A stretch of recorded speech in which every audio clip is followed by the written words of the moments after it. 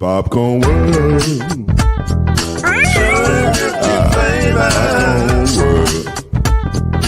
Popcorn world. Yeah.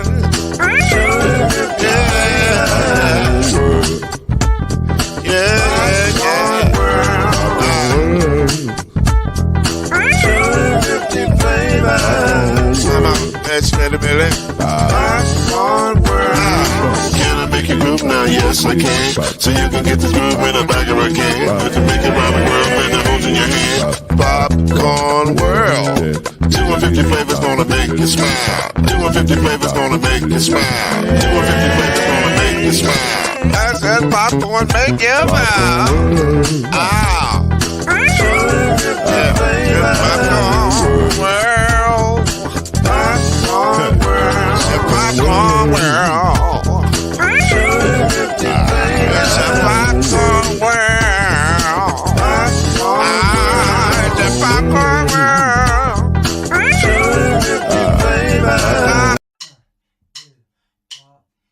You're now listening to BLEAV in the ACC with Heisman Trophy winner and Florida State legend, Mr.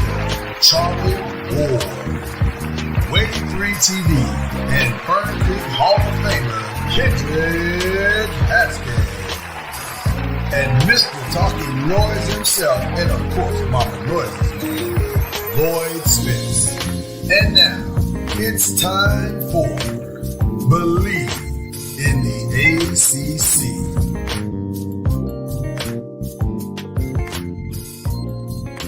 It's the first official chilly Thursday morning. And when I say chilly, I mean it's chilly. It is a brisk 35 here. Yeah, for Charlie, it's downright cold. It's right. It's probably cold for Charlie because they're not used to that in Florida. How you doing, everybody? This is Lloyd Spence. That's Kendrick Haskins. This is the great Charlie Ward. Digging the Heisman hoodie.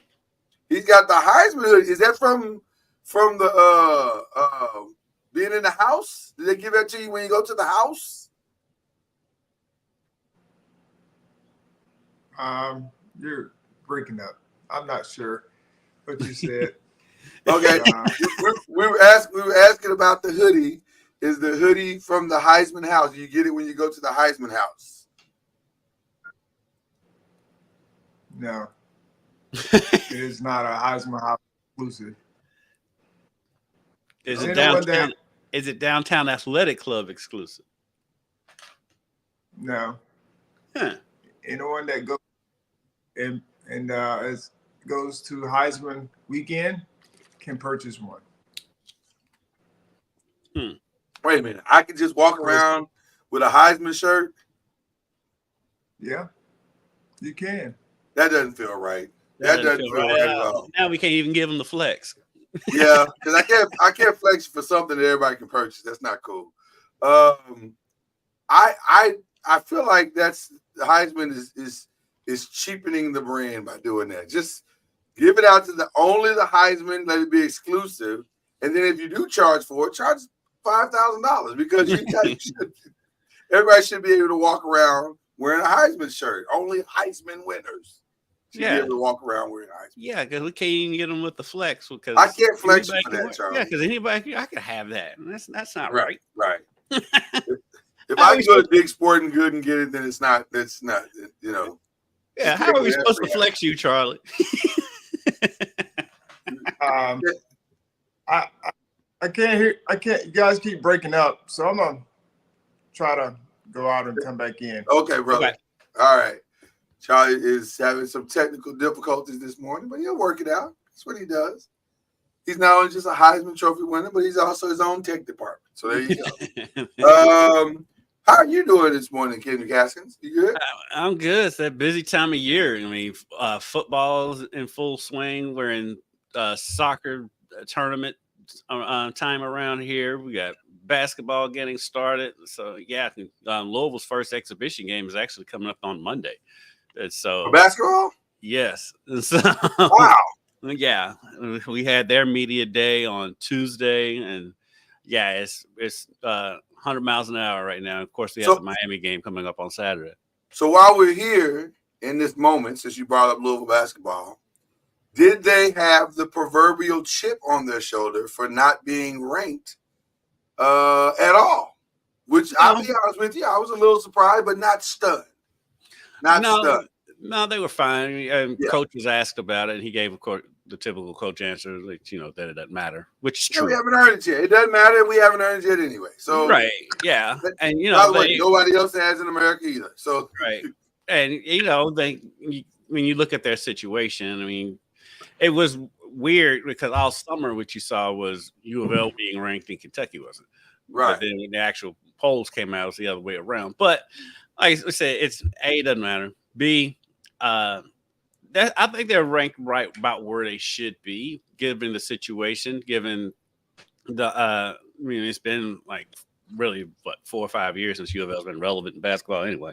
Right. So I think they're properly ranked, and nobody really knows anything right now anyway. So like these rankings are just a lot of them are based on last year anyway. So Yeah, and if the tournament started today, they'd basically be in. So that's Right. kind of what you want anyway. So you're fine. Yeah. You're doing And fine. I like where they fell in the ACC predictions. The ACC picked them to finish 9th in the conference. This is middle of the pack, Yeah. and I think that's about right. Well, guess what? You know what it is? It's motivation. It's an easy sell on game night. Mhm. Nobody believes in you. It's us against the world. Right, and It's it's the gift that keeps on giving. So there you go. in actuality, it really does take some of the pressure off. And by the way, it should. You want that because listen, as great as I think Kelsey has done in recruiting and in preparation for this season, he's still a tremendously large unknown. Like we don't know. Listen, until you actually sing the song, we don't know if you can sing. Like Yeah, exactly. He's There you been go. great though since he's gotten here. He has been great. His energy is Fantastic. infectious. He's definitely put a shock of energy into the program, to the fan base. I mean, he's 100 miles an hour. I love showing that clip of him because they let us shoot a practice over the summer, Mhm. and he's out there setting screens on big men and like running around out there. It's crazy. I think he's legitimately done it the way it should be done. And so usually doing it the right way produces the right results. And Right. that's really all you really want at the end of the day. And you So- want somebody who's energetic and is excited to be at the program, and he Gets it. Yes. When it's a blue Gets blood, he gets it. He understands the legacy, he understands the fan base, he understands the necessity for good communication, Mhm. and good enthusiasm. I think those were, with all due respect, I think those were all the things that Kitty didn't get, which is wild because Kitty played here. But I don't think he got that. It's Right. wild that Kitty didn't understand that, but he didn't. I don't think he got it. And I think it's it's a little bit of a personality thing. Plus, Coach Kelsey is from Cincinnati, so he's from right up the road. Yeah, so he's seen it. Yeah, and he's seen it. right around the same age as I am. I think we are right around the same age. And Yeah. so, he grew up in Cincinnati, and let's be honest, when we were kids, Cincinnati wasn't that great at basketball anyway. Right. So It didn't he get probably- good until we got to college. So Yeah. he probably watched a lot of Louisville basketball growing up, and so he 100%. knows a lot of the history. Then he got here and learned even more of the history. I mean, he's bringing up Peck Hickman. I mean, he's He has ingratiated himself in very nicely. So Yeah. I'm looking forward to seeing what he's able to accomplish. I think we got Charlie Ward back. Charlie, can you hear us good? You got us? Yes, I You- can hear you. Let me just be clear, though. Regardless of how it has sounded to you, you look fantastic. The visual is fantastic. Yes. So I just I want to appreciate make it. sure you understand that part. And we're disappointed that we cannot hit you with the humble flex. Very disappointed. I was looking And forward it's to the that. Heisman. It's the Heisman's fault. What's a Heisman shirt? What do you? I mean, it's on the Heisman winner. That feels like a humble flex moment until you explained it. Then we're like, oh, there goes that. So anyway, I purchased this. We know that's what Item. made us mad. now that seems like a violation How's that? because the Heisman winner should never have to purchase his own Heisman shirt. That is a violation. Nothing that says Heisman on it. You should have to purchase. They should just 100% agree. she's So Mike, we showing might up need in to the- go We might need to go file a grievance for somebody. You Just need let to us have know where we need to file that. random boxes showing up at the doorstep with Heisman stuff on it. No. 100%. They've been kind of light on the Heisman commercial this year. I haven't seen I mean, a I lot haven't of. seen that many. I've seen like a 3. couple with Reggie Bush, and that's about Yeah. it. Which, by the way, shout out to Reggie for finally getting in the Heisman house, which he so richly should have been there all along. But yeah, they haven't shown that many. It's only been like I said, 3. I think I saw 2 with Reggie, and then the one with Mark Ingram and Desmond. And I had a double take at Mark Ingram. I was like, that don't even look like Mark Ingram. Well, I don't know if it was the makeup or if they retouched the video or what they did. I double take that one because it was kind of creepy. Like, it was creepy. To knock his head off, I was like, wait a minute, what are we? What's the message here that we going for? I guess because they released it in October, so they wanted to have a Halloween. Maybe that's what it was. It was a very creepy, and even Desmond and Jaden's reaction was like creepy. Like they almost seemed like a little miffed by it too. It was a weird video, but you know, people seem to like it, so I guess it's something. Yeah. Well, listen, guys, we are officially at the halfway point of the season, and I got to be honest with you. In my humble opinion, it's way better than I thought it would be. Like, this has been a phenomenal ACC. It's been a phenomenal college football season, period. But specifically to the conference that we cover, it's been fantastic. And now the weird part or the check part of it is, I don't know if we're really good, which I think we might be. It feels like we might be a good conference, or we're just having some really good competitive games. I don't know yet, but it's been fun regardless of how you look at it. So I want to ask this question because this normally comes up a lot. Sure. Why is it different? That is a great question. That the ACC, who have competitive games and teams, I already know where you're going. Top to bottom, get so sideways and different than the SEC, who has the same parity, teams beating teams in a sense in a lot of different ways. Even Vanderbilt, I mean, they're not getting enough credit, but they're a solid team as well, and they've shown that. Yeah. And so now, in the Big Ten, all the powerhouse conferences, quote unquote, have competitive games, competitive teams from the bottom to the top. But the ACC, they don't get the credit that they've always had parity in some form. They may have had 1 or 2 teams outliers each year, and there's been Clemson, Florida State, and whomever. It's been one of those top teams that's won all the games, but that's no different than the SEC or the Big Ten. You have one team or 1 or 2 teams at the top that have 1 loss or no losses.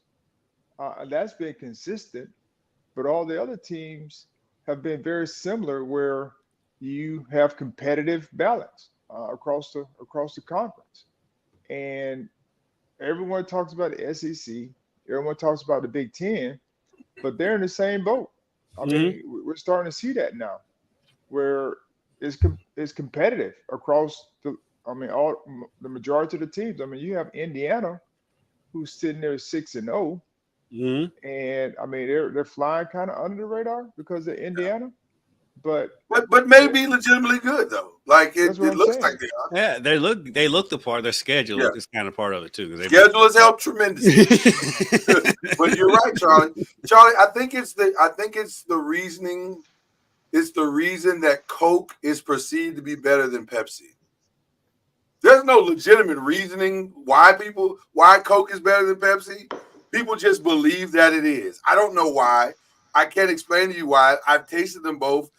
to be honest, there's not much difference in either one of them, but people just believe that it is. And history has dictated that it is, quote unquote, better by the sales. Now, that doesn't mean that it is.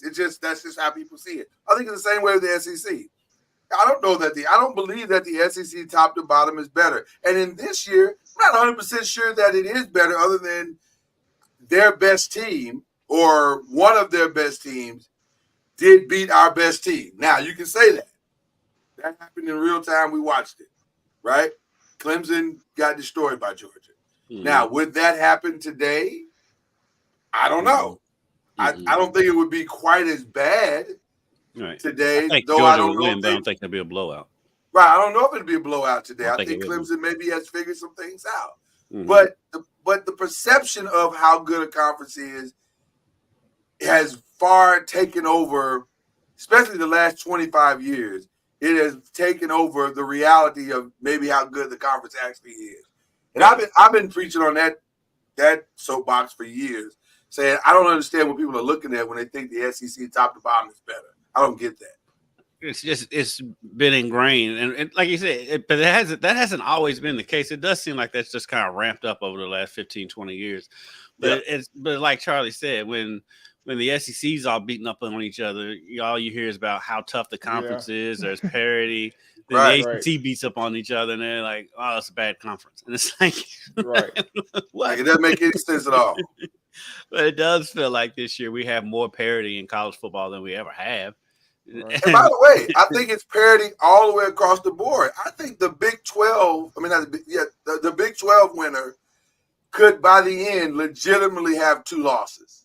It would not surprise me if the Big 12 winner had 2 losses. Would not surprise me at all. It might be that the SEC may have 2 losses. Like 2 overall losses. I'm not talking about conference losses. Right. I made that mistake last week. Let me fix it this week. 2 overall losses. So I just think we're in a world of parity now, aided by the transfer portal. And I think we're not ever going back. I think it's going to look like this. And we've got to do a better job from a media perspective of revamping the narrative that this conference is just so dominant above everybody else, when that's probably not true. Like, you could probably drop some teams in from the ACC that would do very well in the SEC, and same for Big 12 to the ACC, and all around. I think it's better college football than we're giving the country credit for, I guess is what I'm saying.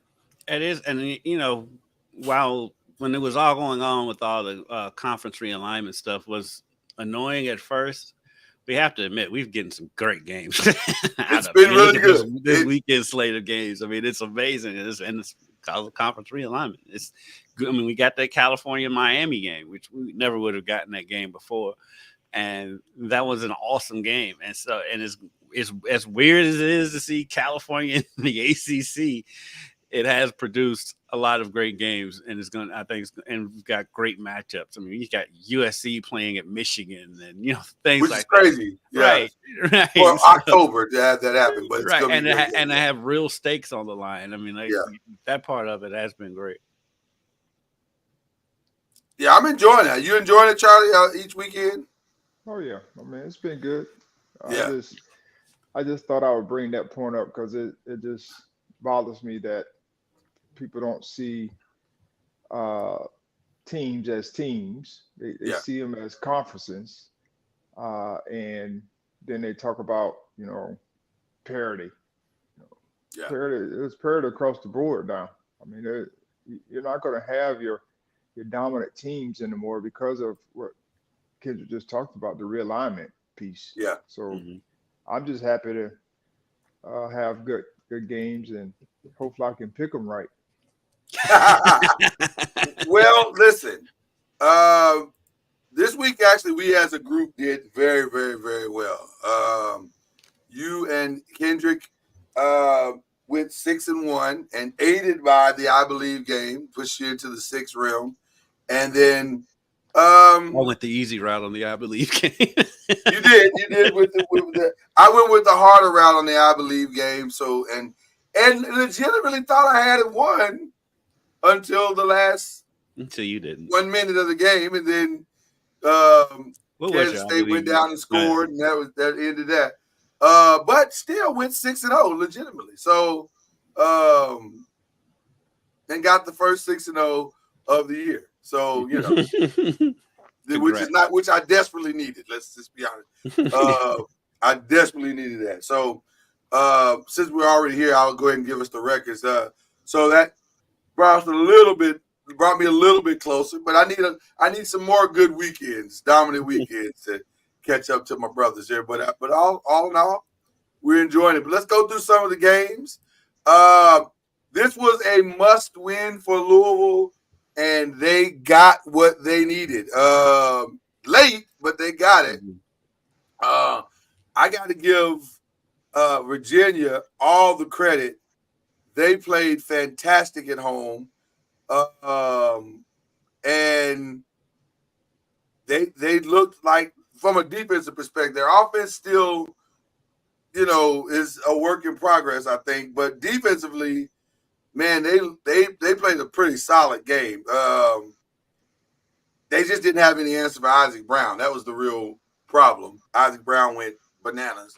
That freshman running back, he's been good when he's been in. He just haven't had consistent playing time. It was good to see them getting him the ball and featuring him in the offense. And also Jamari Johnson, the tight end, that caught that game-winning touchdown pass.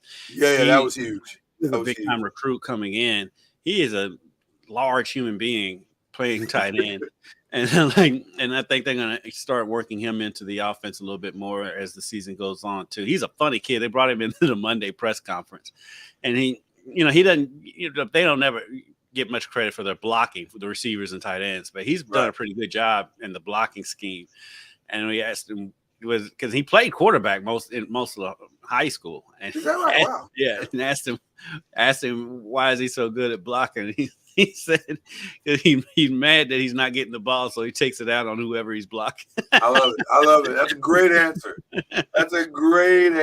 He's a funny kid. They say he's just a freshman. He's a great kid. They brought him and Gelati into the press conference on Monday. And they were Gelati played better too. He played. Yeah, Gelati does his best game of the season so far. Yeah. I asked him about that, and he was just like, it's just how the kind of season's kind of unfolded. He's seen a lot more double teams. I mean, he's at the top of the scouting board every week anyway. Absolutely. So numbers are going to take a little bit of a dip, but he's still playing great. He still seems like he's in good spirits, and he kind of battled an injury too, and so it's good to see him back on track. Yeah. Clemson is being Clemson right now. They look great. Things seem to be coming together. Another big week for them as far as dominating the opponent that is across from them. Klubnik put up some good numbers, 309 and 3. Phil Moffitt finally had a really good day. 19 carries, 108 yards, 2 touchdowns. He had a really good solid day. Do we believe, though, are we prepared to say, to Charlie's earlier conversation, that Clemson is a good team? Here's who they've beaten so far: App State, North Carolina State, Stanford, Florida State, Wake Forest. Are they a good team? Or are they a team that's beating bad teams the way you're supposed to beat bad teams? I think they're a good team. I've been critical of Dabo, but I've also said that that team is still loaded. I've been consistent with that all year. So yeah, I think they're a good team, and I think I'm really true from what I've seen so far. I think if we're just going by today, I think they're going to win the conference. I like what I see out of them more so than I like what I see out of Miami. I think Miami's a really good team as well, but I really like what Clemson's doing. I mean, I've liked Klubnik from the get-go, and so I think Clemson's playing really well right now, and they're taking care of business. They're not just barely beating these teams; they're taking care of business, and like Charlie says, they're having their stat games. Yeah, listen. So, I mean, when you start looking at teams, you have to look at how they're playing, and a lot of times you look at who they're playing as opposed to how a team is playing, and so. what they are consistently doing is playing good defense. You Yes. look at the scores that they have. They're consistently playing good defense, and even the first half of the Georgia game, they held Georgia to 3 points or 6 points or whatever it was. Mhm. And so I think that's something that they've been hanging their hat on all season. And the offense is starting to come around with Klubnik and Williams and Maffa. And, they're starting to find their way from that standpoint. And so they're a contender for sure. One of the things about Miami, we'll see them hear about them, but they're going to have to improve like their defense.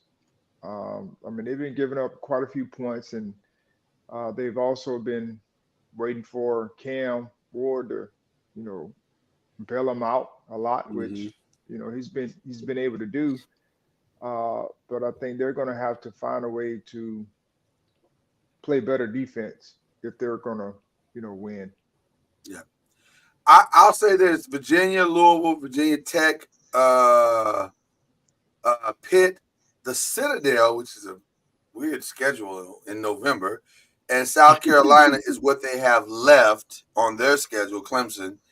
So I think we'll find out a lot more about them, especially in the next 2 to 3 weeks. This week will actually be interesting.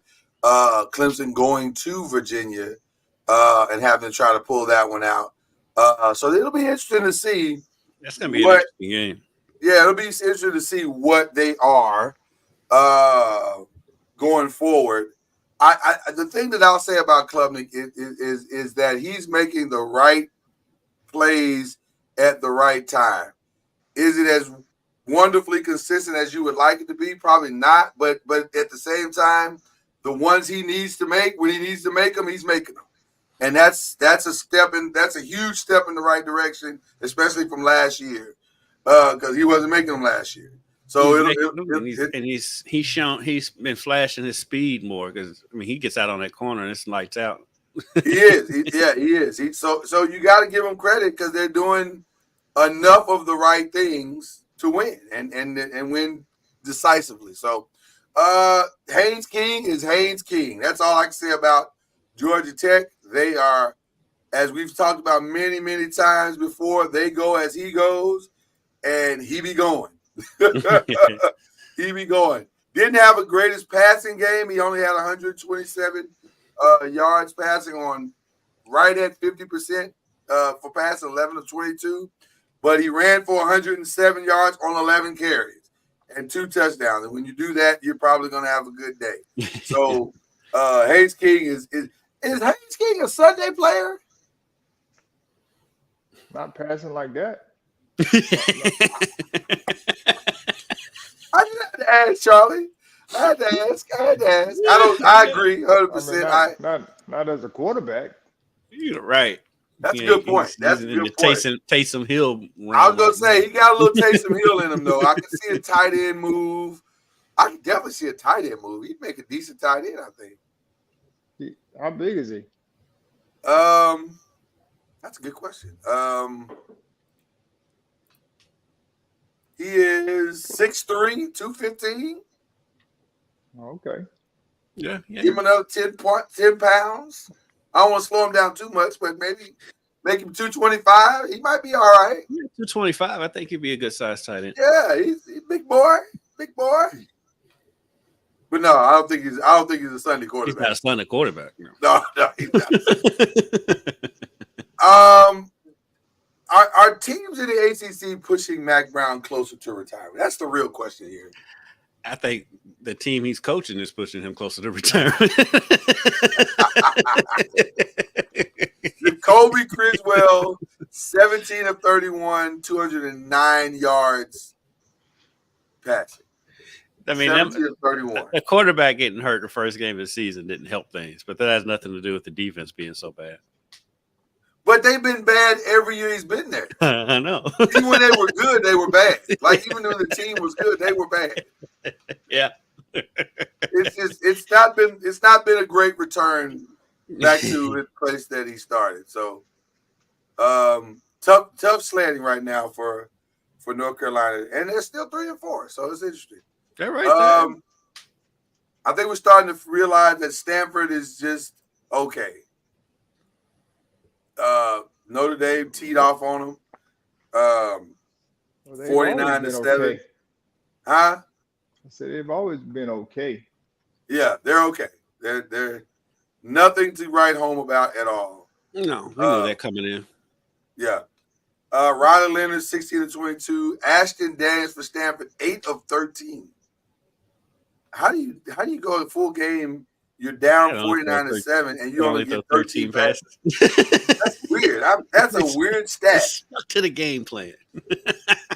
Yeah, I mean, technically, you're right. They ran the ball 41 times. Now, It was only 113 yards, but they did run. How many times did he run? He ran 14 times. Yeah. For 42 yards. I don't know how much of a good thing it is when your quarterback runs more than he throws. And you're down that much the whole game.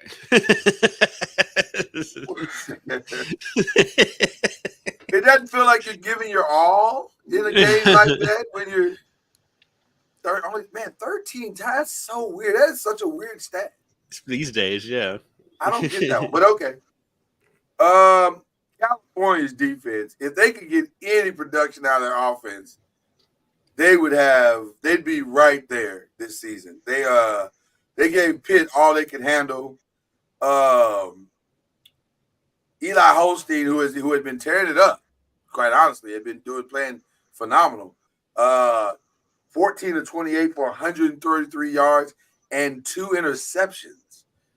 Did not have the greatest day, was bailed out by Desmond Reed's 16 carries for 120 yards and 2 touchdowns. Well, and I don't know if you can put this. Go ahead. I'm just surprised by California because they actually have a pretty good offense. Like the quarterback's good. They have a good running back. I think the receivers are okay. I mean, they're decent. But for some reason, it just seems like they can't put up any points. They can't put up any points, Charlie. That's 100% correct. And I can't put my finger on it. Like they have really good players, good scheme. Yeah. They're not getting in the huddle like every time. I mean, they're up on the no huddle type of, fast pace at some point, whenever they get a first down and moving the chains. And so it's just hard to put your finger on like why they're losing games from an offensive standpoint, because defensively, I mean, they're solid.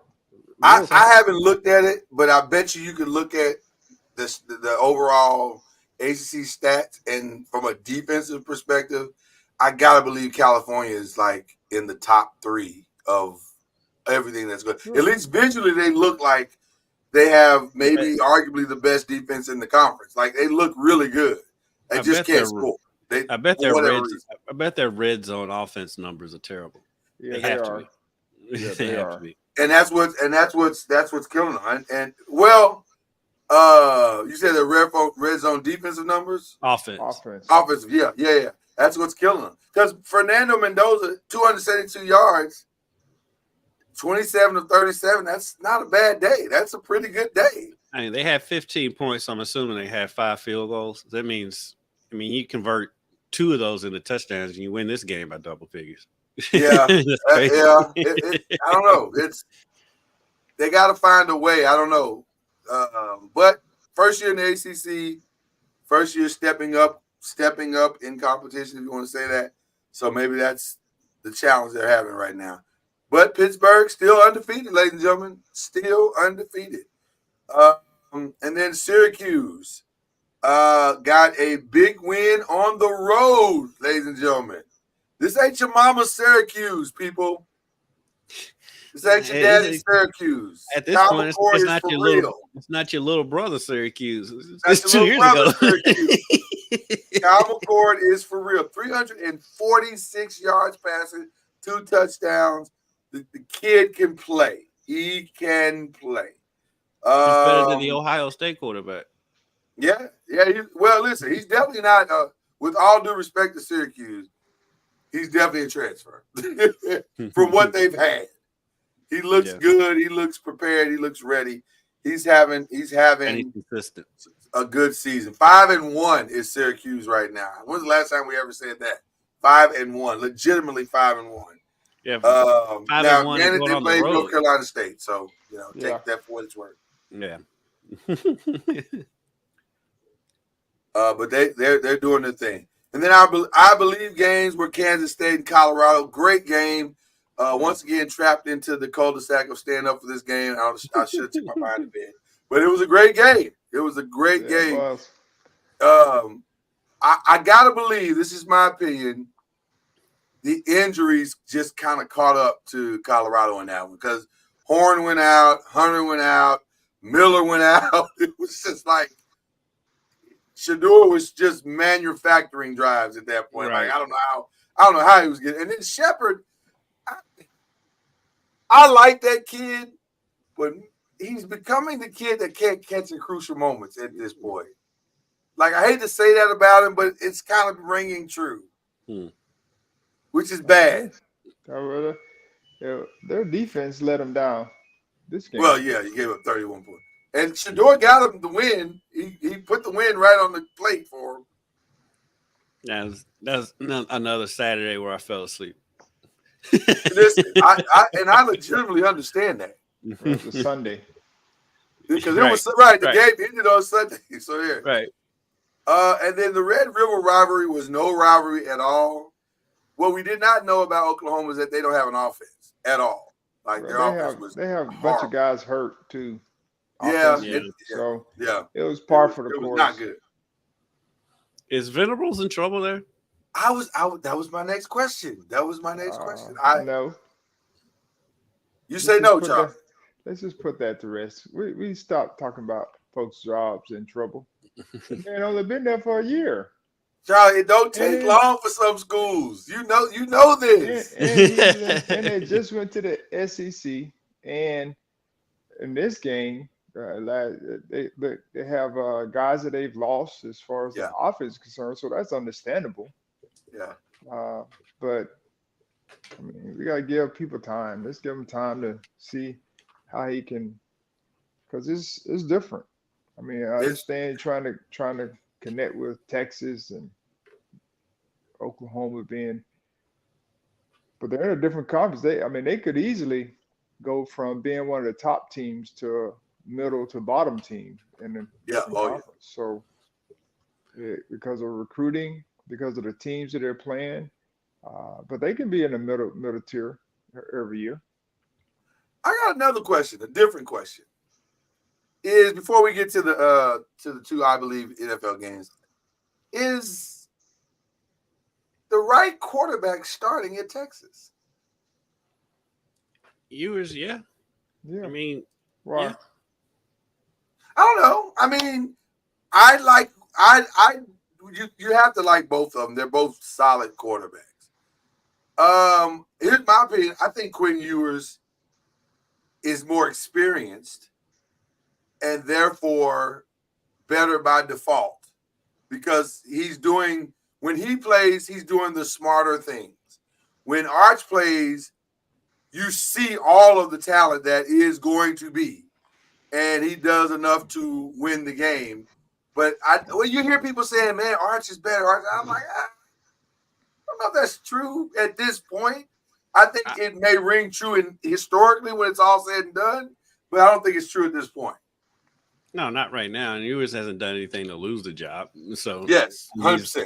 And he's been fantastic since he's been at Texas. And so no, and the good thing about Arch, and it seems like he got this from the family, is he's just waiting his time, just buying his time. He's not complaining. He's supporting the guy in front of him, and he knows his time is coming. His time's coming next year. So that's the thing,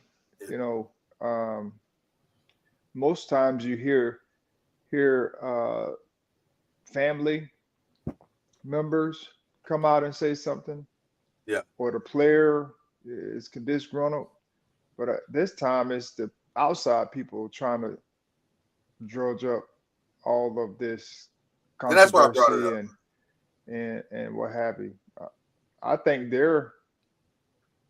he's doing his job well, which is supporting. Again, when he got his opportunity, he showcased what he was capable of doing. And of course, the two teams he played against fully were, I wouldn't say the best teams that they would be Right. playing, but it was good for him to get in and keep the ball rolling in a sense. This weekend is going to be tougher as well. They'll have another solid game against Georgia. So it'll be interesting to see how they navigate this game. I know they're number one, but Georgia's kind of been a hit or miss when it comes to offense or defense. Yeah. In some respects, they have some weaknesses. So, well, defensively, they've been pretty stellar when it comes to their games, but offensively, their offensive line it's not their strong suit at this point. So it'll be interesting to see how they fare against Georgia. Against Texas. I think Arch Manning is sitting in the prime real estate spot. He is the heir apparent. He is like fourth in the country in NIL money, and he has he doesn't have to leave at all. If I were Arch Manning, I'd stay all 4 years. Why are you trying to rush into adulthood? Sir, take your time, enjoy your life, enjoy college, enjoy the experience. Just enjoy it. Like you're never going to get this time again, sir. Just have fun. Sure he is. I'm sure he is enjoying. I'm sure he is enjoying college. Oh, he's got to be. He can walk around Texas campus as the man sitting next to the man. That's a pretty good situation to be in. And everybody loves the backup quarterback. As a backup quarterback, and there's no rush. He's not hurting for money. It's not like his family needs, his dad needs. You're fine. Everybody's fine. Just enjoy your life, son. Enjoy being the role that you're playing and enjoy it. He's in a great position behind. Yeah. Block out the outside noise and just enjoy your life. So there you go. Kendrick was able to get this game. And this was a very interesting game. First of all, this is a very confirming game because not often do you watch a game and walk away from the game going to lose with the losing team like the losing team looks great. Mm-hmm. They look fantastic. The Commanders are for real. Yeah, they are for real. They're for real the best team in this dysfunctional NFC East. No question about it. No question about it. They have the best quarterback in this dysfunctional NFC East, and I'm not sure it's close right now. So what teams in the NFC East? Dallas, Philly. You know what, Charlie? You know what? You don't have to do that. And you know what teams in it. You know, Charlie think he's slick. You see how he tried to play as Kendrick? Right, yeah. You know what teams in it. I was just trying to confirm. Yeah. Those are the teams, right? Those are the teams. Yes, Charlie, those are the teams. Stand. There's been the teams in the NFC East for 50 years. We got one team that lost by 39 points. We got one team that lost the Eagles didn't play this past weekend, so that was the Eagles won. No, they won. They beat the winless Browns. Oh no, they did. They did win. Then their coach started trash talking their own fans. Right, that was dumb. Dumb. And then our problems are the same problems we always had. Let me just say this, because this happens, on occasions where you hear so much negative talk all season about what you're not doing, how you can be better. Yeah. And people, I understand it, and you have your moments and you learn from them, but people are talking about him and he hears it. Yeah. And he has a moment where he's like, hey man, I'm tired of it because we got this win, whatever it was. and I totally understand it. Like, It was a human moment. yes, I've been there, and I know it happens, even though you don't like for it to happen, but it does happen on occasion, and you just learn from it. So I totally understand how he got sideways, because we don't know. I mean, that fan, whoever he was talking to, they probably could have been talking about him the whole game. Yeah. I'm Like, sure we they don't were. know. It's Philly. Yeah, you're right. I'm 100% sure they were. Yeah, So, because it's so I Philly. mean, That is so, wow. it was just one of the moments I'm sure he had. Like, hey man, I'm just gonna go ahead and and let him know. As the kids say, I had time today. So he The thing for me though is, as a coach, you're always telling your players to block out the noise. Well, guess what he wasn't doing. Yeah, it's gonna be hard to reinforce that message. But nevertheless, we're all human, as Charlie said. It happens. Yeah, We all happen. And then let me just say this: I am very much ready to say this publicly. I have not said this in years, but welcome home, Baker Mayfield. Hey, Baker's throwing that thing. Welcome home, Baker. You know what? We forget sometimes that sometimes it's scheme, sometimes it's culture, sometimes it's being in the right system. And he has found that in Tampa Bay, and he looks outstanding. Like you could argue that he's a top 3, top 4 in the NFC. He's playing some phenomenal football. I got to give him the credit that he deserves. Baker is really and truly, Baker Mayfield. Really and truly, if being honest, you really look at Baker has played played well everywhere he's been. That last year in Cleveland, he was injured and he kept playing. Yeah. But he's played well everywhere he's been. He looks outstanding, and they so far look like a legitimate contender.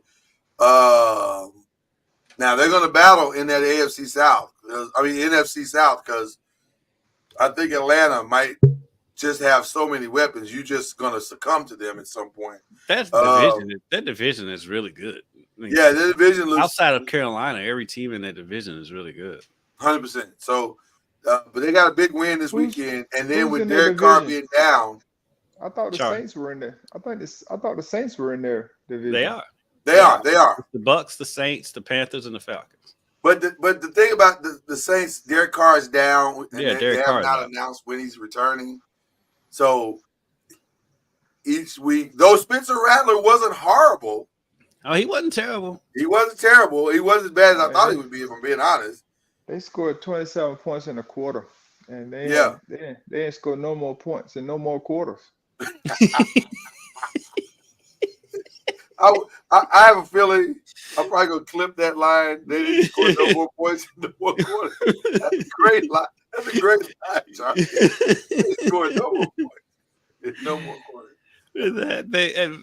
I think Carr will be back this season, though, and so I think he will. And they're vastly different team when he's there, and so I think they'll be okay later. And this week, Olave's out, I think. Yeah. So they got some injury issues going on right now. Yeah, they play tonight.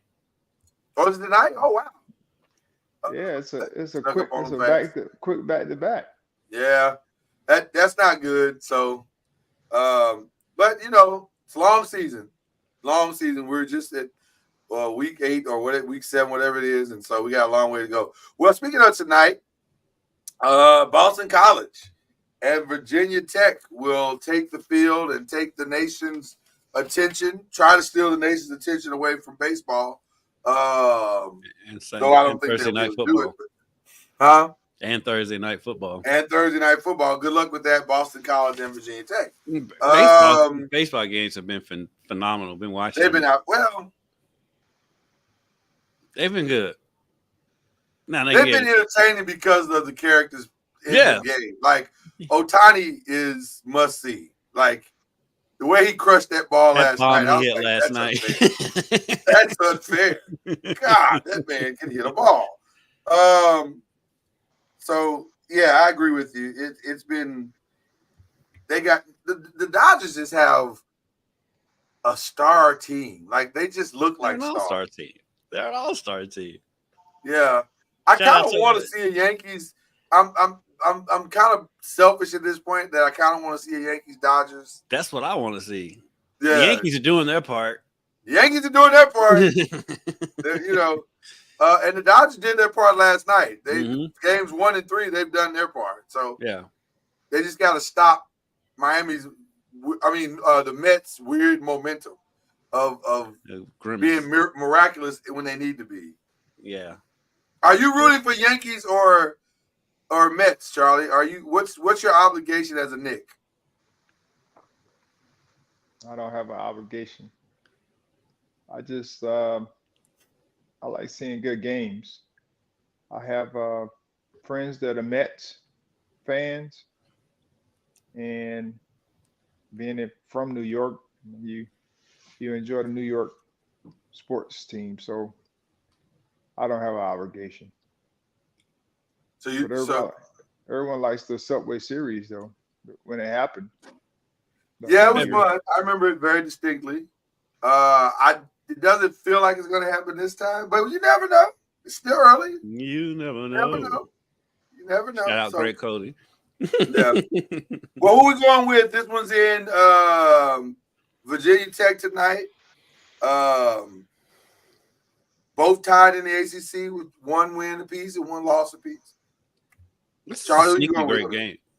Huh? I'm gonna go with Virginia Tech because they're playing at home, and Boston College didn't fare well the last time they played on the road, and so if Virginia Tech's defense can get Boston College in passing opportunities, we know they have a chance to win. So they got a chance, absolutely. But I'm gonna go with Virginia Tech.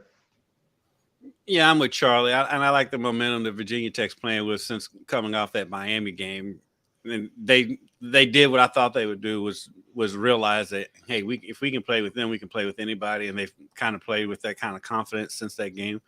And so I like the way they're playing right now, so I'm gonna go with Virginia Tech. I will join you gentlemen as well for all the same reasons. Florida State University, the Seminoles are traveling to Duke, and not just any Duke, a 5-1 Duke that no one saw coming. Yeah. Who you guys taking on this one? I'm going Florida State. I feel like they're kind of due to have a solid game, and having Brock, I think against Clemson, I think he made some very good plays, gave the offense hope. They just couldn't score in the red zone when they got down there, very similar to California in some form. And defensively, I think we played well for the most part. Just gave up 17 points in the first quarter. That was which is never good. They gave up all the points in the quarter. Right. Yeah. So that hurt the overall score. But the Duke, it's hard.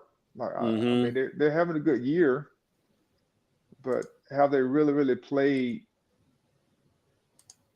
right someone that's going to pressure them or push them? I don't know if Florida State is that team either, but I just don't know about them. But of course, I'm going to Florida State. I'm with Charlie on that one. Yes, Duke is 5-1, but it's not a 5-1 I trust. They lost their last time out against Georgia Tech. I mean, they only put up 21 points against the North Carolina defense that we laugh at every week. And so they beat Elon and Northwestern. So I'm going to go with Florida State on this one. I think they get some things right. I think they'll be able to move the ball a little bit better. They just got to catch the ball. Catch the ball. They probably have a couple more wins on their record if they catch the ball. 100%. I will also make it the trifecta, and I think Florida State gets off the schneid, as they say, this week, and turns it around with a good win against the Duke Blue Devils. We kick off Saturday with one of the biggest games of the weekend. Everybody wants to see it. Everybody wants to know what's going on. I think I have this wrong as far as location, right? Or do I have it right? No, it's here. You got it right. I got it right? Okay, I don't know why I thought it was in. Well, then ESPN has it wrong in one of the places I'm looking at because they have it the opposite then. Okay, so Miami at Louisville. A noon start time. What's the temperature like? Is it one of those everybody's going to be there kind of games, or it's still kind of in the air? Or what are we talking about? The game's officially sold out. So Officially sold out. Okay. yeah, it's officially sold out. It's going to be 75 degrees that day, so it's going to be a beautiful day. Even though it's been cold all week, it's going to warm up on the weekend. But, right. It's going to be a beautiful day. It's sold out. They're honoring Teddy Bridgewater during the game at some point. It's twice in a month that Teddy Two Gloves has been in town. He hadn't been in town very often. He's been twice in a couple months. He's coaching now. I was gonna say he's got coaches time. His alma mater, and so it'll be good to see him again. Like I say, he was inducted in the Kentucky Athletic Hall of Fame last month, and so of which you hosted. I see what you did there. I didn't say it, so you can't flex me. You're right. You're right. If I waited like 5 seconds, you probably. No, I drove right up to the line, and I was like, "That's where I'm gonna end it at." Fantastic. I know how you work, Mr. Spence. You're learning. You're learning. I'm proud of you. I'm very proud. But yeah, so it's gonna be a great game. I feel like this might be the weekend that Miami's flirting with danger catches up to them because Cam Ward, as great as he's been, he turns the ball over, and Louisville's getting healthy again. Quincy Riley should be back at 100%.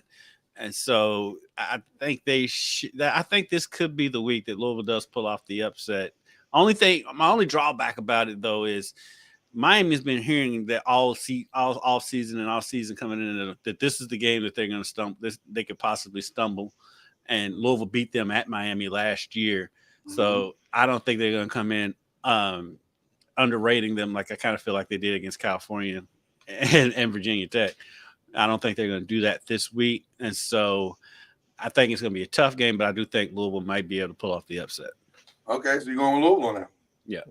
All right, Charlie. Well, I don't think Miami's been underrating anyone.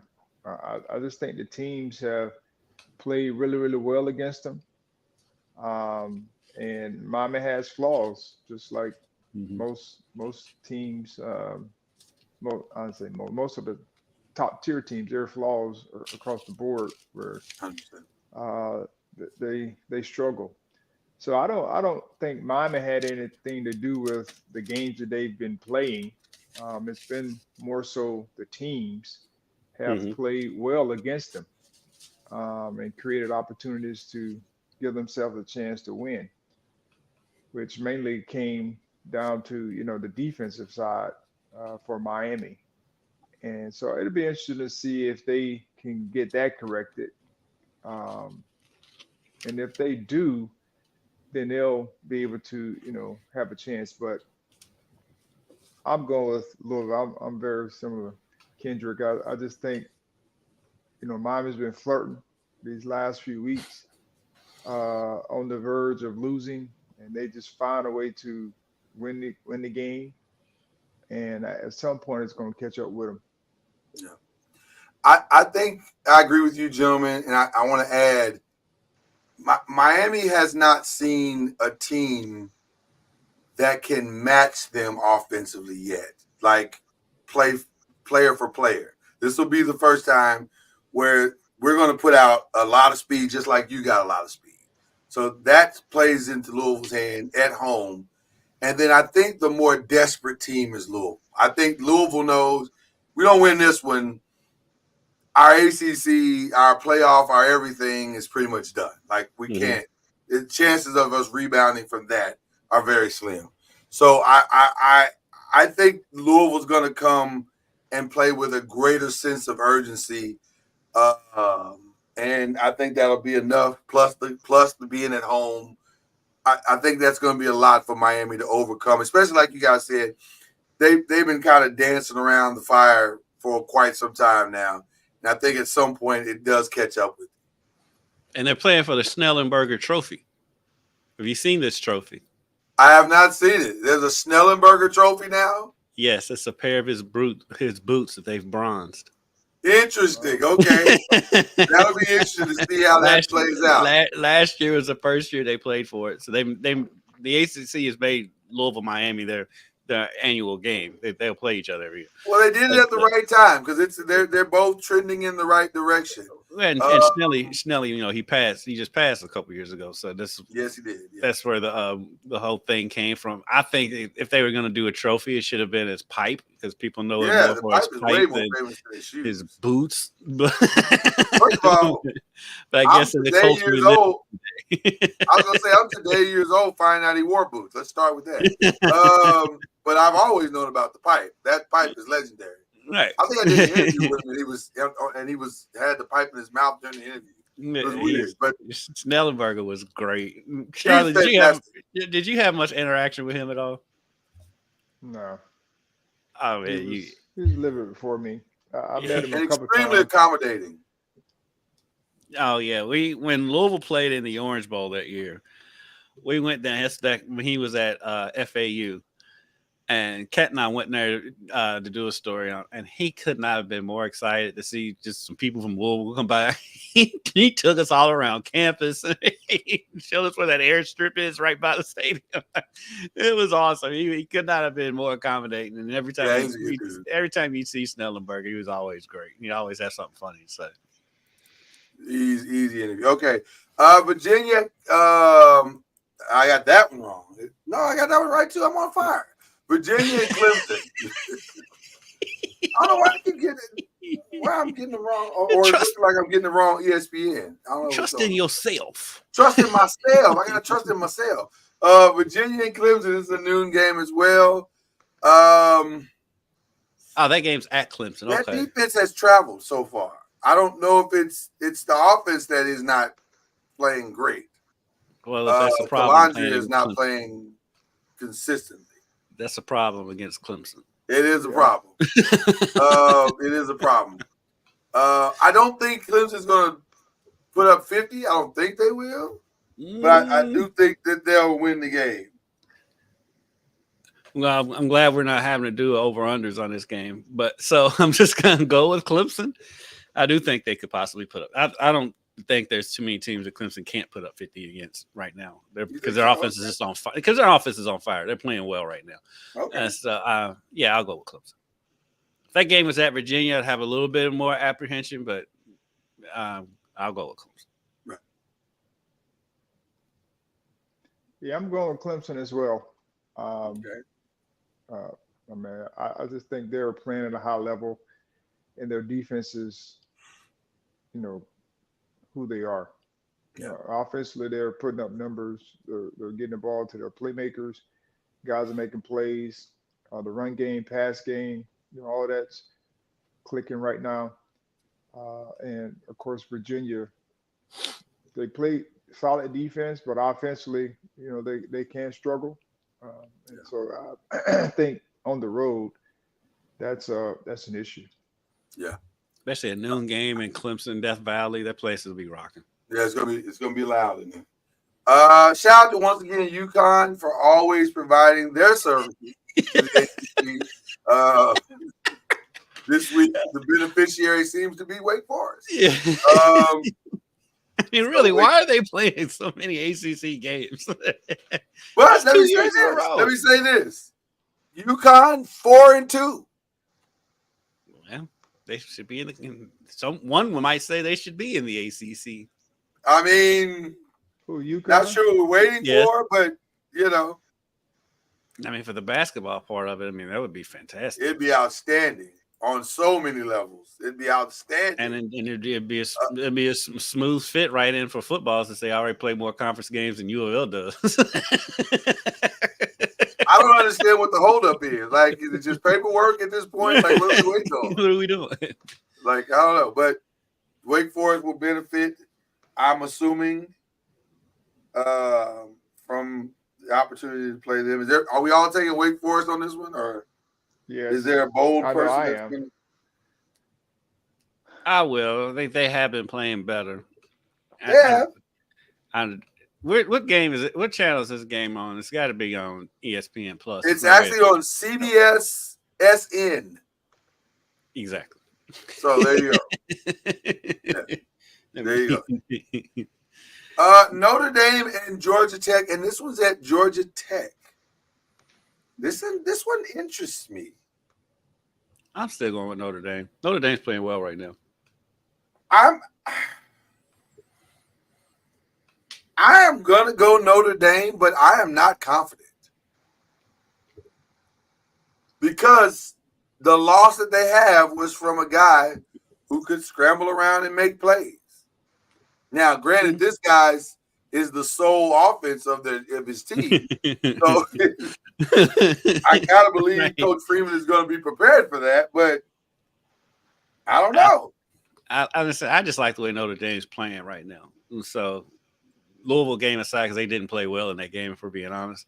Yeah. But they've played well since then, and so I'm Notre Dame's playing really good. I'll go with the Irish. All right, Charlie. Yeah, it's kind of hard to go against the Irish at this point. They're starting to put it together from an offense and defense standpoint, understanding their strengths. But they are on the road. They're playing Georgia Tech. Mm-hmm. But I can't go with Georgia Tech because my man ain't throw it. I hear you. Had 107 yards pass. And Yeah, he's gonna come back to that. They got tight end playing quarterback. It's not, right, I right. just can't get it done. Yeah. Shout out to California, who should get back on the winning side. Although this is an early game for them. 12:30. Well, it's not Yeah, early but- for California. It's early for NC State Right, NC State. Yeah. having to travel and play at 12:30. Well, yeah, right. I was gonna say they're 12:30, but they got to get up relatively early for this. Yeah, for their body clock though, it's still 3:30. But NC State is, yes. Yeah, and I don't think the time of the game is gonna have much of an You influence. say that, but I think California's gonna win. It has an influence when it's a night game in California. If it's during the day, the body clock's not going to be off that much, I don't think. But Well, I'm give me still I'm going California all day anyway, regardless what Yeah. time they play. Right. Right. Me too. All right.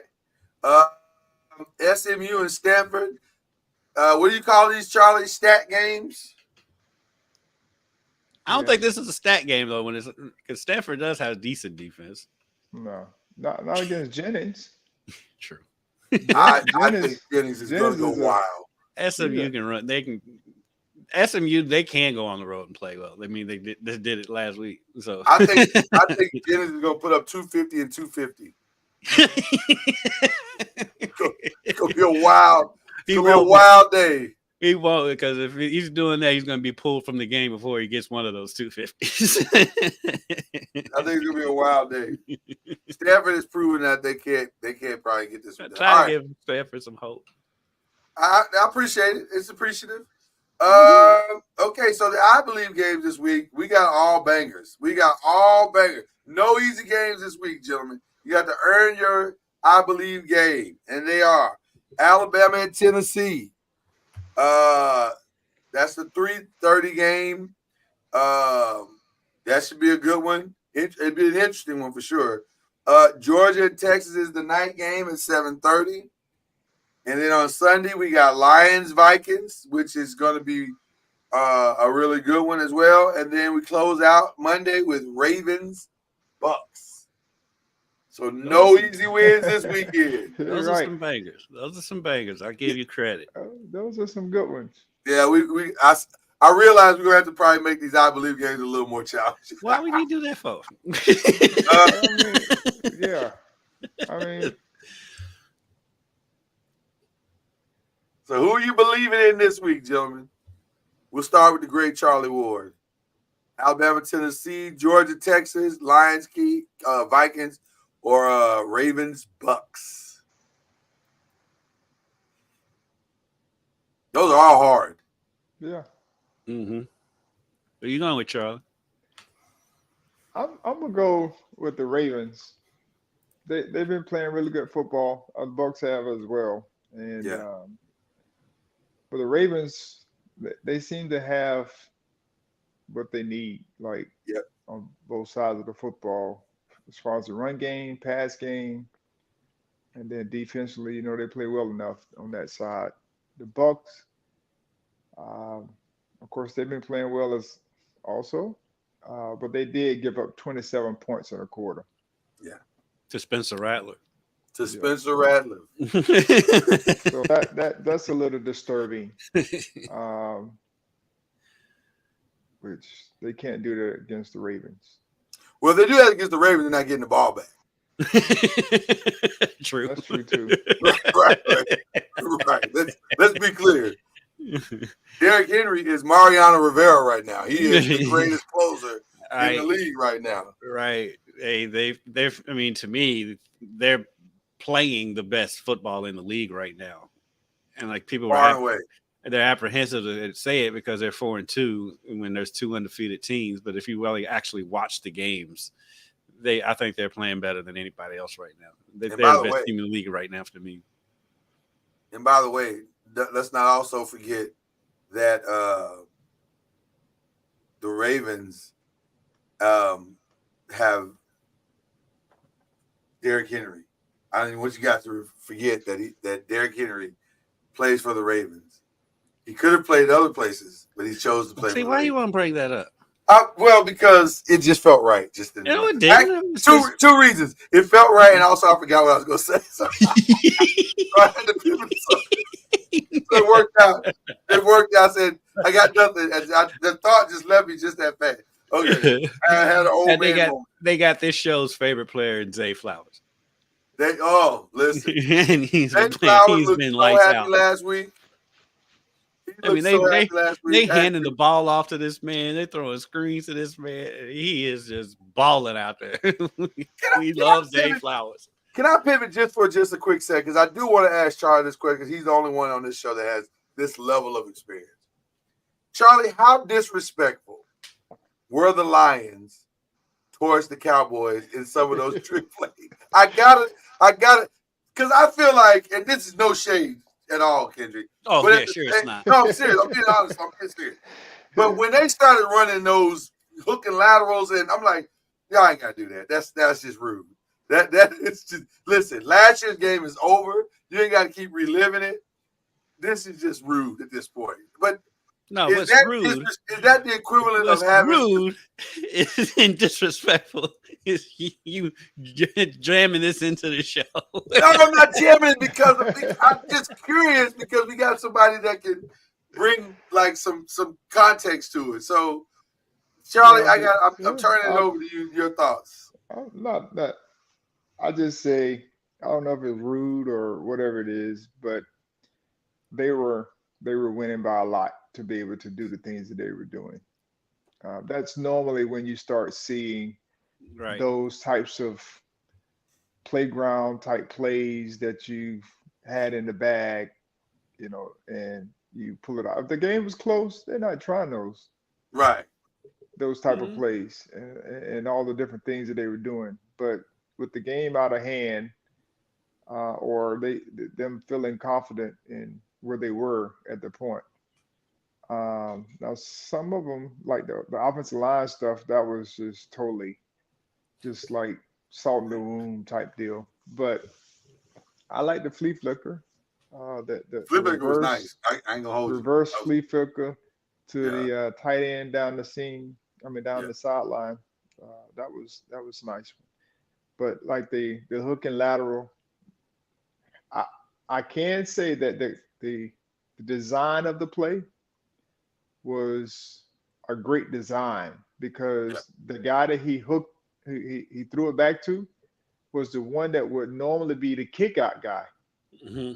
on that cornerback, and so that was just showing love to the offensive lineman, and plus the offensive lineman being able to catch the ball and run the ball like they did with a little bit of speed.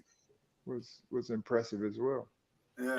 It made it now you understand why they actually have offensive linemen running at the combine, because it's never made sense to me. So there you go. There's your reasoning. But you know what though? All jokes aside, I wasn't offended by it. I mean, because my thing is, if you don't like it, then stop it. Stop it. If you don't like it, then stop it. You have that option. Yeah, I mean, they came in there and they realized that they can't stop anything we're gonna do. So let's just throw some stuff out there and see what works. Like Charlie said, those are probably just plays that they work on at the end of practice every now and then. And it's like, you know what? let's go ahead and call this and see what happens. I think I do though agree with Bill Belichick. I heard him saying on Inside the NFL, I don't know if I'd have given away that flea flicker, because that was a really good play. Right. To give that that's away. That's the part about it that I didn't agree with. I'm like, okay, you could use this in a game where you might need it. And now that one for sure you're going to use it. Now you put it on film. Yeah. You've put it on film. Yeah, I don't think you're using that hook and lateral again, at least not with a lineman. But you might. I mean, listen, that's definitely a catch you off guard play. Like, you don't see that one coming. So, all right, I've stalled you long enough, Kendrick. I'll try to give you some time. Who you picking? I don't forget. Alabama, Tennessee. I'm gonna go Alabama. Alabama? I'm gonna go Alabama because I never trust Tennessee in a big game. I never trust Tennessee in a big game. The offense has been struggling lately, and I just don't see Alabama stumbling again like they did at Vanderbilt. And so I'm going with Alabama in that one. Really, it's just because I don't trust Tennessee in a big game more than anything. Right, it's more about who you don't trust than who you do. Which is the opposite of the I believe game, Kendrick. That's what I believe in Tennessee. I believe in the other team because I don't believe in the other ones. And I wanted to leave you with Georgia, Texas. Or Lions, Vikings, which isn't much better. I think I'm going Lions on this one. I feel like if I got to choose from all four teams, although I don't know, man, not having Aiden Hutchinson. The Aiden Hutchinson thing is a big one. That is massive. Oh, man. I just remembered that. By the way, I'm not sure what they're waiting on with the Hassan Reddick deal. But I don't know. I'm like, why wouldn't they just go after Hassan Reddick? I was going to say, I don't know what they're waiting on with that. Yeah. That well, I think part of it, though, trade as we speak. But I think he wants a long-term deal, and I don't think the Lions don't need him long-term. Well, but why not? Like, I mean, true. What's better than having one dominant linebacker than two? That's scary, right? Yeah, I mean, I think he'd fit into the culture just fine. And I don't know. I know anyway. Team use him too, but see, now I'm scared of the Lions game because I don't know. I don't know what a no Aiden Hutchinson Lions looks like, and that's kind of scary. Shout out to my boy Josh Pascal for the Lions, former UK defensive end. He's played well for them. Yeah, yeah. He's the guy that overcame cancer. Yeah. God, I'm scared of both these games. Give me Texas at home. I'm probably gonna lose that one, but give me Texas at home. That's a tough one, and give me Texas at home. I like Texas in that game too, to be honest with you. Yeah, and it's just solely because they're at home. I don't know if they can move the ball against Georgia like they move the ball against everyone else, but they will. You think so? I think so. I think that offense can move the ball against anybody. Right. I mean, they got weapons unless they lose some of them at some point. But yeah, I mean, I think they got enough guys to be able to, spread it around, whether it's in the run game or the pass game. I'm just curious to see how Georgia offense, especially the offensive line, if they can find a way to be efficient or be dominant in some form of fashion against Texas, because that's been one of their Achilles heels this year. is their offense. They scored 13 points against Kentucky. Right. Yeah. And they struggled, they've had the outbursts, but they struggled Yeah. this year. I'll just say that. Mm-hmm. Yeah, they had that second half outburst against Alabama, but that first half though, oof. Correct. Yeah, it was rough. It was rough. It was definitely rough. All right, well, gentlemen, who are you shouting out this week? I got a couple of shout outs. I'll shout out our guy, Will Smith, the catcher for the Dodgers. He's a Louisville native and also played at the University of Louisville. He finally got a hit yesterday, even though it was a dribbler that bounced off the pitcher, but it was an RBI single. So shout out to him. And then shout out, Charlie, I don't know if you've seen it. Louisville released the helmets that they plan on wearing for the Miami game. They're a matte black with a cursive cards on it, and it's awesome. They haven't released what the rest of the uniform is going to look like yet, but just that helmet looked fantastic. So shout out to their marketing department for coming up with new uniforms and stuff like that. And also shout out to basketball season because it starts next week. Nice. Yeah. I want to shout out Serena Ionescu. Ionescu, that shot last night. I've been a Sabrina Ionescu fan since she was in college. I say she was Caitlin Clark before Caitlin Clark. Yeah. That was massive. She was big last night. Just put her name up there with a lot of the greats when it comes to being a killer down the stretch, and now that's what people will know her by. And I mean, she's been known for being a solid shooter and player, but these moments kind of help bring that out for the masses. But it was just a great game. Great comeback game in general. This series, I wish they played more games. But it's been a great series. The games have been competitive. And that's what you want in the finals.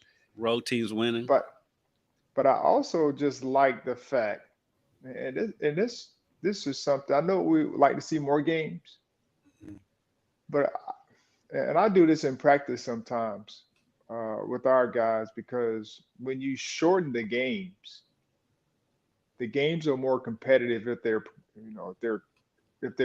competitors. Yeah.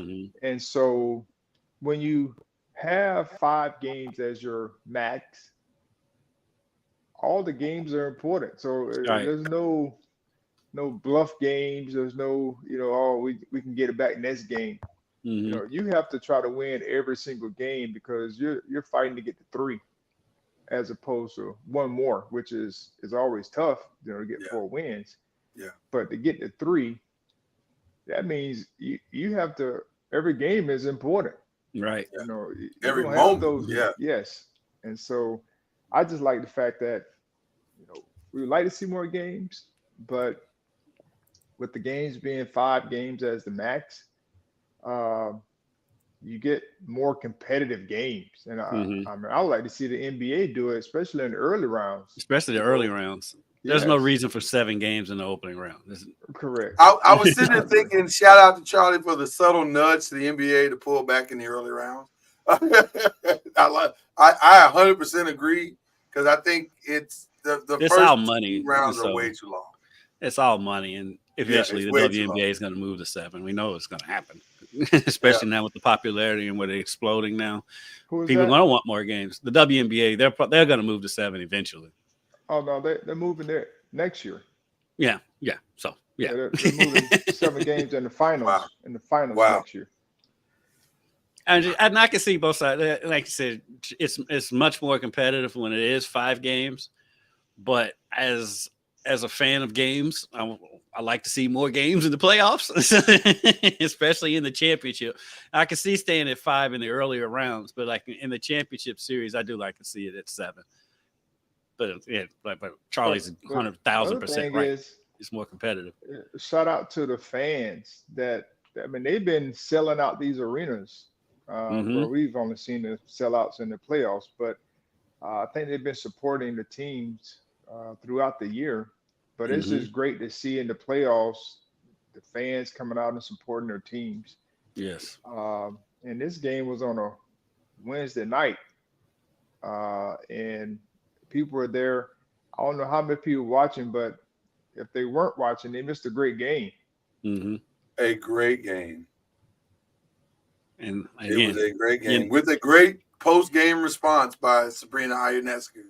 Ionescu is hurt, period. She always has been.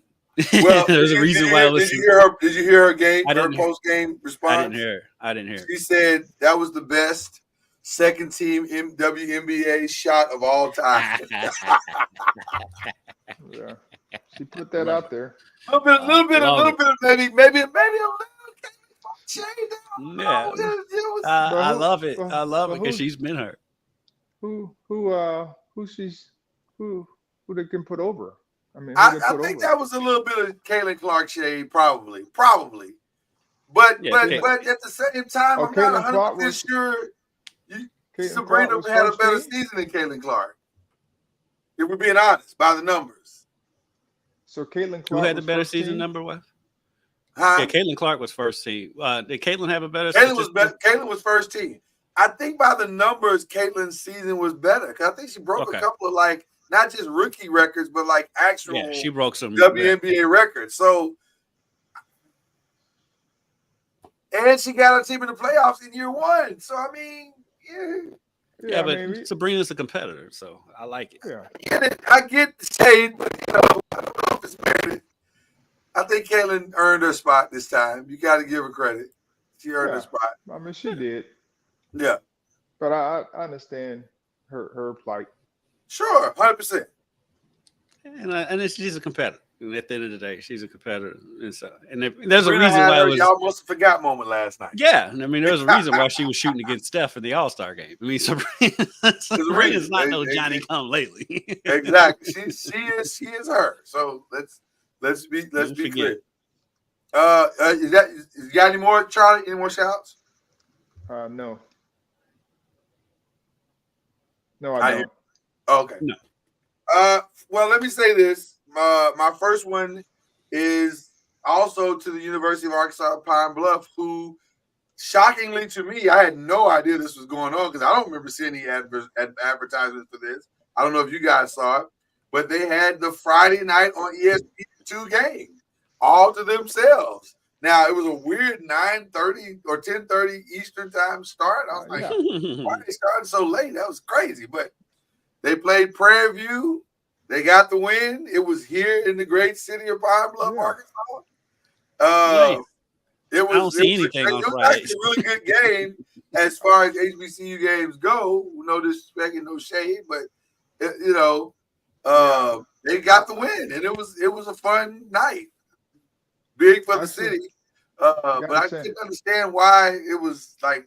But I guess if you want to have the stage to yourself and your UAPB, you take whatever they give you. Right. Right. I mean, that's why Western Kentucky was playing last night. Right. What's available? We'll take it. It was good for them, though. I mean, they had their game, and actually, I got a chance to watch it. Do you know the head coach for Pine Bluff? I have not met him. No.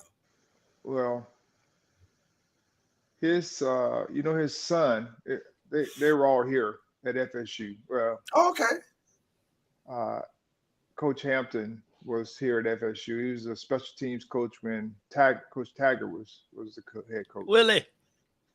And his son, Ashton Hampton, is the cornerback for he's a true freshman this year. He's the cornerback for Clemson. Okay. Number 23. Okay. So that's a moment for you. Nice. So he gets a shout out as well, just vicariously. So there you go. I love it. And then I want to send some thoughts and prayers to Aiden Hutchinson. I gotta be honest, in real time, I wasn't sure what happened. I couldn't tell what happened. Yeah. And then And I made sure to not to watch the replays. Since I didn't Right, I didn't watch the replay again because I don't like stuff. I'm not a fan of stuff like that. But he knew. I did see him say, "Oh, it's broken." Like you can see him mouthing the word. And that's a tough one, man. That kid was playing phenomenal. Yeah. He is a special player. The good news for him is that through the grace of God and phenomenal technology and medical advancement, he can absolutely come back to himself after an injury like that. Maybe even this season, depending on what takes place. We expect them to play relatively late to January. Yeah, they playing it to January. Yeah, so maybe there's a chance for him to come back even this season. But the kid is outstanding, and we're praying for him and wishing him all the best. So we give a collective thoughts and prayers to him. And then I'm trying to think of anything else. I don't think I have anything else. Yeah, real Except quick. to say that Shohei Ohtani home run was Shohei, awesome yeah. last night. Hutchinson That and was Watt. awesome. And real quick, Hutchinson and Watt have been unbelievable defense. Those two are the only person that may come close to a defensive player of the year with them is Dexter Lawrence, Giants Dexter Lawrence. He's been playing out of his mind. He single-handedly helped, carry that defense to competitive football. If we didn't have Dexter Lawrence, I don't know where we'd be. We'd be clearly. You got him. We would have won a game, probably. You got him, and you're still at the bottom of the division. So. Right, and we're still struggling, but at least he's making. You don't have to do that. Yeah, I wouldn't do that coming off of 47-9, sir. Let's settle down. Did you lose this weekend too? Let's settle down, sir. Did you lose this weekend? Do you really want to compare football games from this weekend? Is that what we're doing? We can compare the last time they played each other. Is that what we're doing? We're comparing football games from this past weekend? How about the last time they played each other? No, don't do that. How about we compare that? See, that is a classic Cowboys fan pivot. How about we compare the last 5 years we played you all? Well, you know what? Congratulations. Not 5 games, 5 years. Congratulations. You're paying a guy $60 million to beat the Giants. Yep. and that is working out. So I guess it's so. Yeah. Hey. You gotta take your wins where you get them. Oh my God. We've reduced the Cowboys from Super Bowl wins to wherever we get a win. Them fools ain't stepping the Super Bowl anytime soon. Gentlemen, by the time we come back, the NBA will have started. Yes. Are you excited about that? Yes. I can't wait for the NBA season to start. Charlie, your Knicks look poised.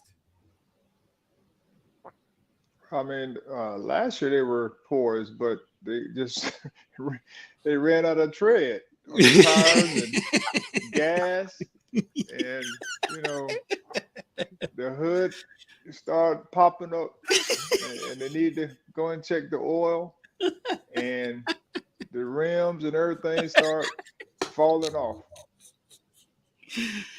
I think they solved that. I think quietly they've had the best offseason of anybody. Like they look ready.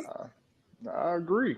I mean, like I said, as long as they stay healthy, they'll be in the mix. I think Cat will definitely help them from just a standpoint of being able to stretch the floor and being available.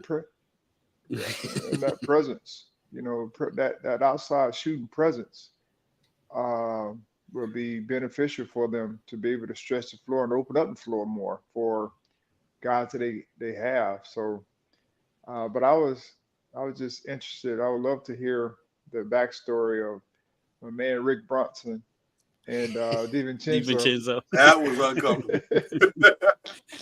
That was in a preseason game. That's crazy. Man, he is really upset. I do have to ask you this question, Charlie. I have to ask.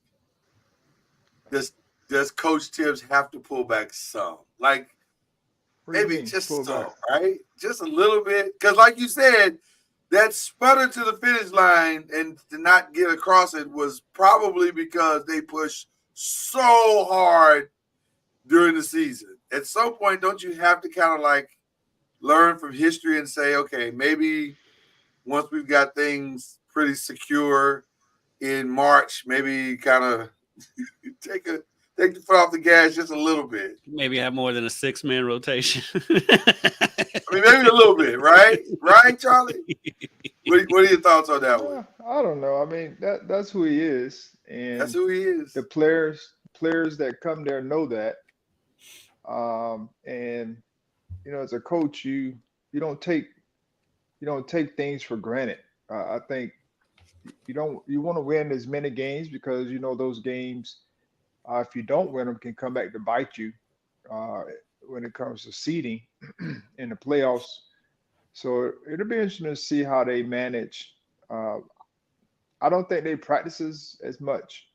So when you don't, when we come along, the games were hard, the practices were hard, and so there was a lot of just hard on the body. Yeah. I don't think they have those anymore. They may have some practices, but I think there are other ways to manage it, and they probably use all their game for their hard practices. I mean, their hard, the way they go at it. So, I don't know.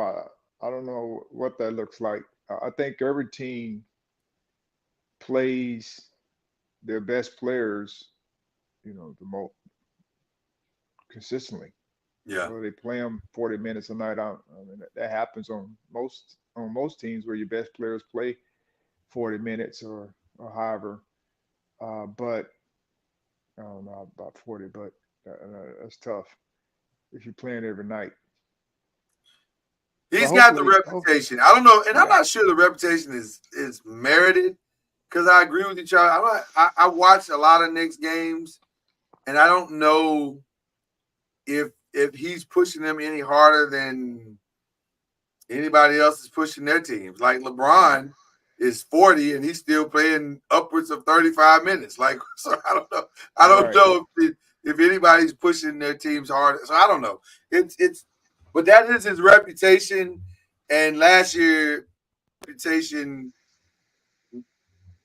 appeared to match up to the results, which was wild because I think they were one of the better teams coming into the playoffs, and it just Right. circumstances were what they were. But it'll be interesting to see. You guys got any early NBA predictions, or are we gonna wait till see some of these games first? I'll go out on a limb on one, even though I don't know how much I'm going out on a limb on that. But Reed Shepherd, Rookie of the Year. Reed Shepherd, okay. Yeah. I was gonna say I don't know if that's a stretch because he's Yeah. Is he a rookie? Yeah. no. Oh, this is his first year, huh? Yeah. Yeah, he's definitely been balling this preseason. He looks good. Mhm. Comeback Player of the Year, Ja Morant. I can't argue with that. I can't argue with that. I think He's going to be on a that's rampage solid this year. pick. Only thing Yeah, for him that's is staying solid.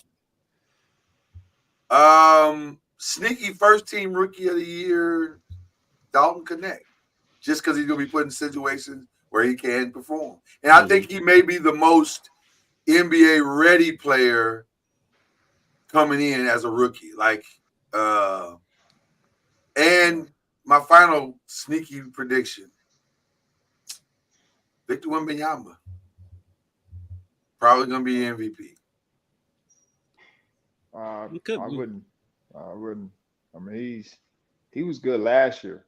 I mean, He was so good last year. The season got on. The But longer now the he's season got went, the now he's more got a better true he point got. guard. Yeah, now he's got a true point guard that's going to push him all season long.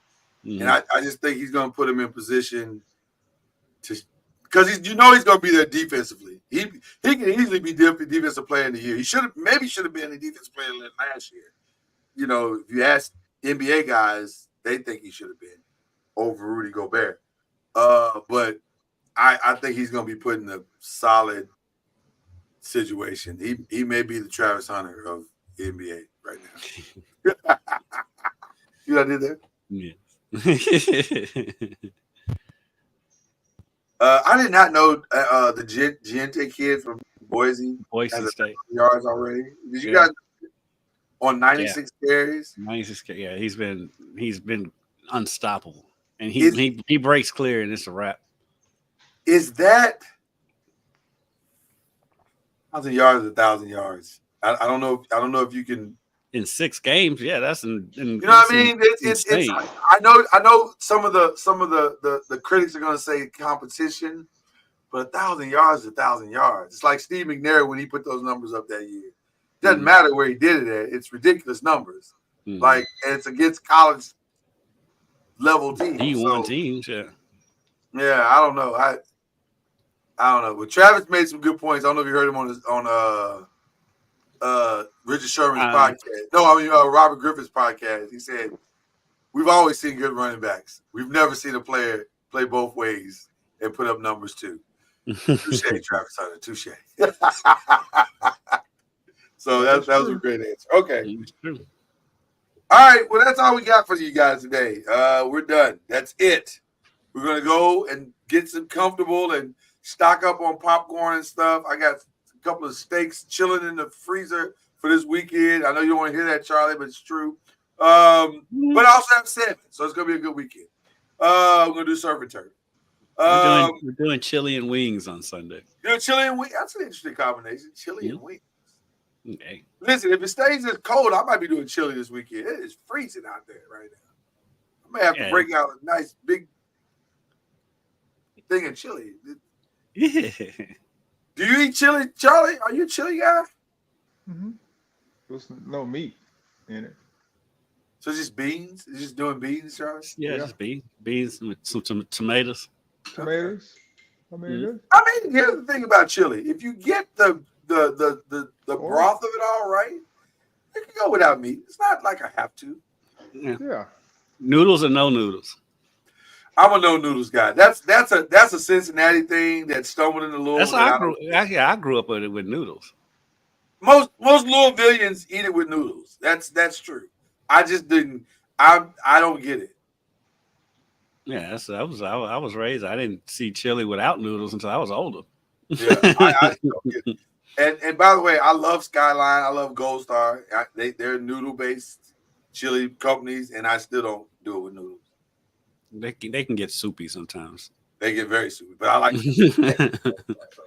Anyway, are you a noodles or no noodles? We got to ask you that before we go, Charlie. That's just got to happen. I don't. If I eat chili, it's normally with some form of a cracker or cookie. Oyster crackers are the best.